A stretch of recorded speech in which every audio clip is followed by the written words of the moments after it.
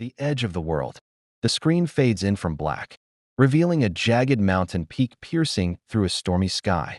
Thunder rumbles in the distance, and the camera pans down to a lone figure standing at the edge of a cliff, their silhouette barely visible against the raging storm. The wind whips through their hair as they take a step forward, peering into the abyss below. What drives someone to seek the edge of danger? A calm, haunting voice begins. To stare into the unknown and leap without hesitation? This is the story of Alex Carter, the ultimate thrill seeker, a person who didn't just chase adrenaline but lived for the moments that made others question their own limits. But this isn't just a story about adventure. It's a story about obsession, about the fine line between courage and recklessness, and about the price of chasing the ultimate thrill. The screen cuts to a montage of extreme sports. Alex base jumping off a skyscraper, free solo climbing a sheer rock face, and diving into the depths of a dark, underwater cave. The music swells, then abruptly cuts to silence as the screen fades to black. But every thrill has its cost. And for Alex, the greatest danger wasn't the risks they took, it was what they found when they pushed too far. The call of the unknown. Alex Carter had always been different. From the moment they could walk, they were climbing trees, jumping off roofs, and diving into the deepest parts of the lake near their childhood home. While other kids played it safe, Alex was drawn to the edge of the diving board, the edge of the forest, the edge of fear itself. By the time they turned 25, Alex had become a legend in the world of extreme sports. Their YouTube channel, Edge of Existence, had millions of subscribers, all eager to watch Alex push the boundaries of what was possible. Whether it was scaling the sheer face of El Capitan without a rope or diving into the icy waters of the Arctic, Alex's adventures were the stuff of dreams and nightmares. But for Alex, the thrill was never enough. Each adventure was like a drug, and the high never lasted long. They needed more, bigger, riskier, more dangerous. And that's how they found themselves standing on the edge of a remote cliff in the Himalayas, staring into a gaping chasm known as the Devil's Maw. The Devil's Maw was a place of legend, a massive sinkhole surrounded by jagged rocks and shrouded in mist. Locals said it was bottomless, a gateway to another world. No one had ever attempted to descend into it, no one but Alex. The camera mounted on Alex's helmet captured every detail as they secured their ropes and prepared for the descent. The wind howled like a banshee, and the mist swirled around them, making it impossible to see more than a few feet ahead. They took a deep breath, stepped off the edge, and began to rappel down into the abyss. The descent. The descent was grueling. The rocks were slick with moisture, and the ropes groaned under the strain. But Alex moved with the calm precision of someone who had done this 1,000 times before. As they descended deeper, the air grew colder, and the light from above faded into darkness. The only sound was the rhythmic clinking of their carabiners and the occasional drip of water echoing in the void. Then, something changed. The camera caught it first, a faint, almost imperceptible glow coming from the walls of the chasm. At first, Alex thought it was a trick of the light, but as they descended further, the glow grew brighter. It wasn't just light. It was movement, like something alive crawling beneath the surface of the rock. Alex's heart raced, but they didn't stop. This was what they lived for, the unknown, the unexplainable. They adjusted their grip on the rope and continued downward, the glow growing brighter with every foot. And then they saw it. The walls of the chasm opened up into a massive cavern, illuminated by a strange, bioluminescent fungus that covered every surface. The air was thick with the scent of damp earth and something else, something metallic, almost like blood.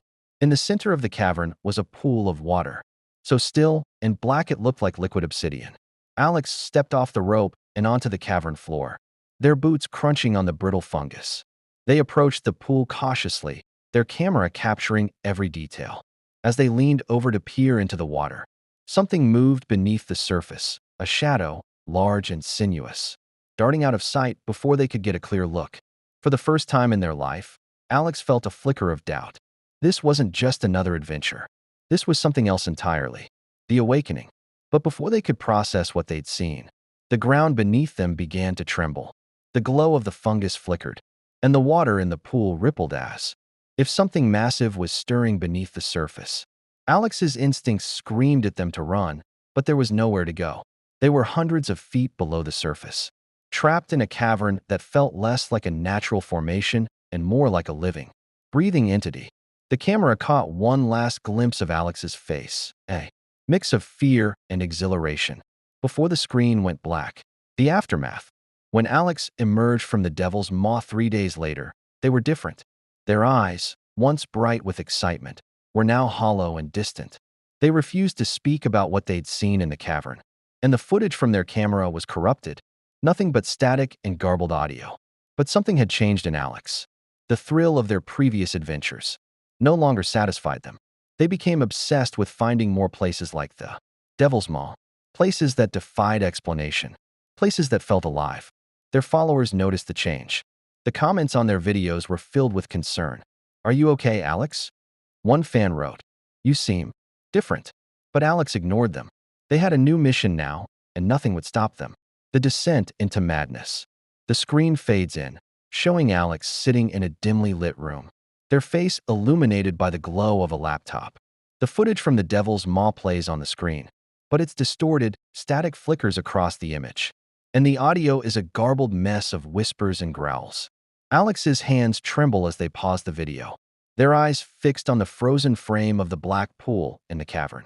"What did I see?" Alex mutters to themselves, their voice barely audible. "What was down there?" The camera zooms in on their face, capturing the hollow look in their eyes. They haven't slept properly since returning from the Devil's Maw. Every time they close their eyes, they see the shadow moving beneath the water, feel the ground trembling beneath their feet. The thrill they once lived for has been replaced by an insatiable curiosity, a need to understand what they encountered. Their followers have noticed the change. The comments on their latest video are filled with concern.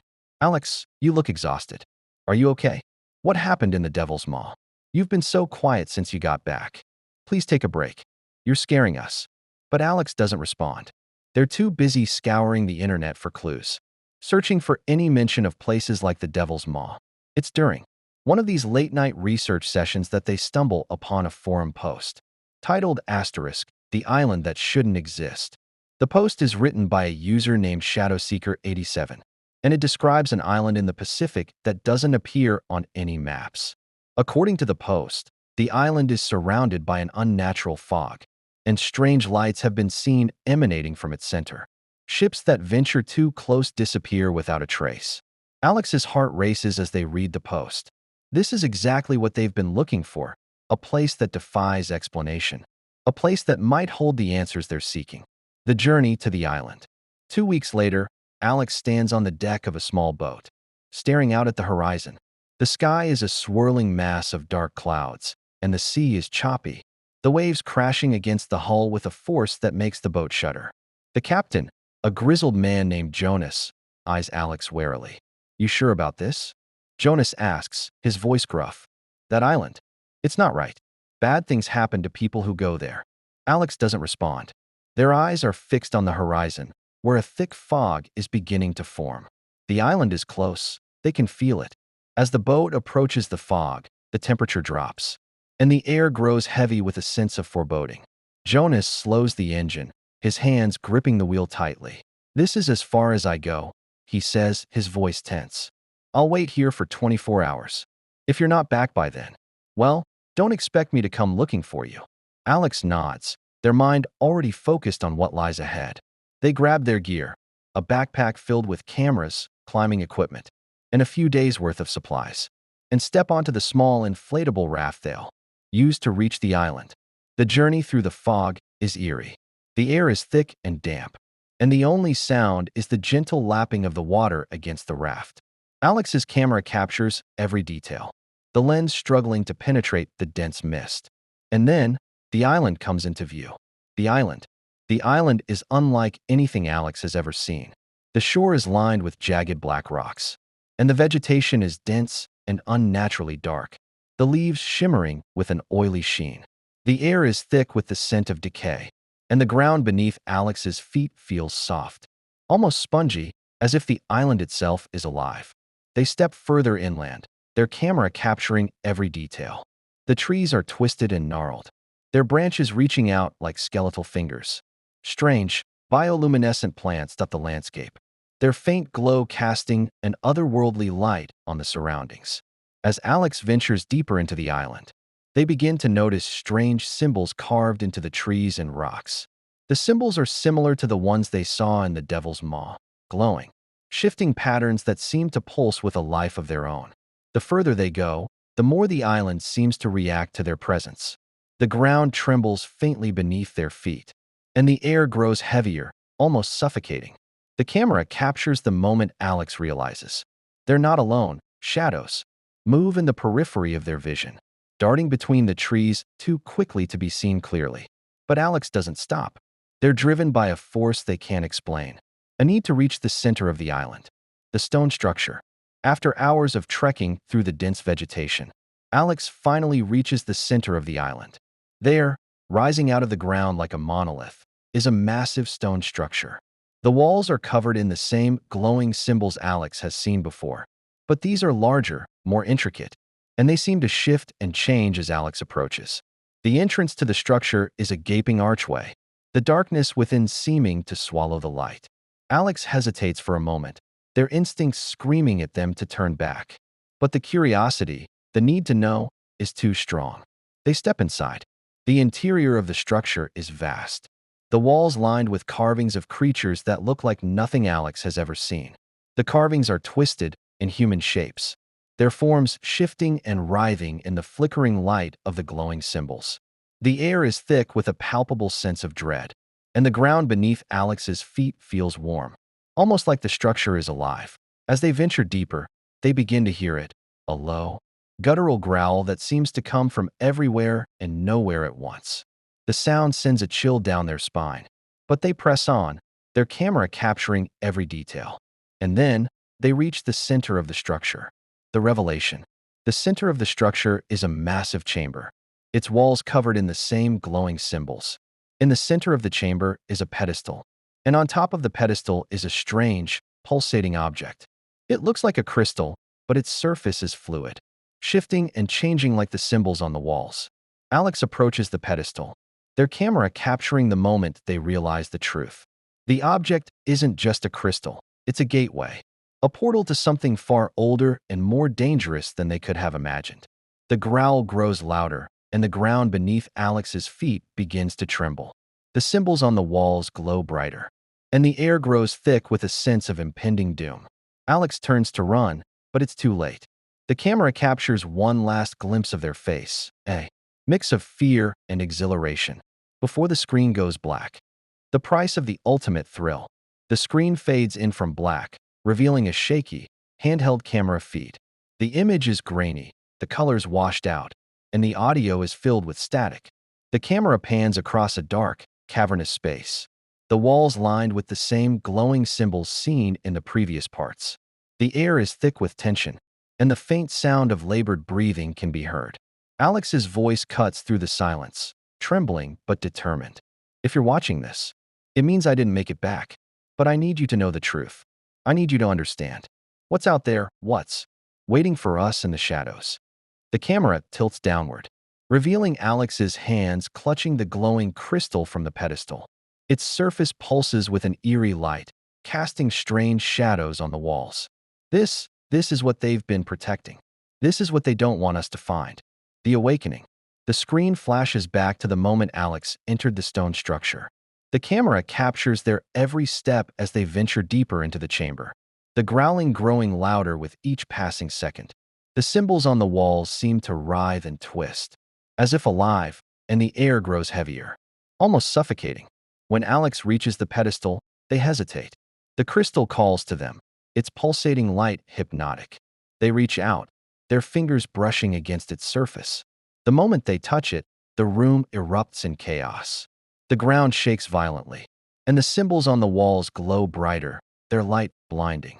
The growl turns into a deafening roar, and the camera captures the moment the shadows in the room begin to move, coalescing into a massive, shapeless form. Alex stumbles back, clutching the crystal to their chest. The camera swings wildly as they turn and run, the shadows closing in around them. The escape. The next few minutes are a blur of motion and sound. The camera captures flashes of the stone structure's interior as Alex races through the winding corridors, the shadows hot on their heels. The growling is constant now, a relentless reminder of the danger they're in. At one point, Alex trips, the camera falling from their hand. The screen goes dark for a moment before the feed resumes, showing Alex scrambling to their feet and grabbing the camera. Their face is pale, their eyes wide with fear. But there's a determination in their expression that hasn't been there before. "I can't let them have it," Alex mutters, their voice barely audible over the roar of the shadows. "I can't let them win." They continue running, the camera capturing every twist and turn of the structures, labyrinthine corridors. Finally, they reach the entrance, the archway looming ahead like a beacon of hope. But as they step through the archway, the shadows surge forward, surrounding them in an inky blackness. The camera feed flickers, the image distorting as the shadows close in. The sacrifice. The screen cuts to a static-filled image of Alex standing on the shore of the island, the crystal clutched tightly in their hands. The shadows are everywhere now, swirling around them like a living storm. Alex looks directly into the camera, their face a mix of fear and resolve. "I don't know if this will work," they say, their voice steady despite the chaos around them. "But I have to try. I can't let them get to the surface. I can't let them reach the world." They raise the crystal above their head, its light growing brighter and brighter until it's almost blinding. The shadows recoil, their growls turning into screams of rage and pain. And then, with a final, deafening roar, the crystal shatters. The aftermath. The screen goes black, the audio cutting out completely. For a moment, there's nothing but silence. Then, the feed resumes, showing the island from a distance. The stone structure is gone, replaced by a massive crater. The fog surrounding the island has dissipated, and the sky is clear for the first time in what feels like forever. The camera pans to the shore, where Alex's backpack lies abandoned. The camera is still recording. There's no sign of Alex, no sign of the shadows. The screen fades to black, and a single line of text appears. "The ultimate thrill comes at a price. Are you willing to pay it?" Epilogue. The screen fades in one last time, showing a dimly lit room. A laptop sits on a desk, its screen displaying the footage from Alex's camera. A hand reaches out, pausing the video on the final frame of Alex holding the crystal. The camera pulls back, revealing a figure sitting in the shadows.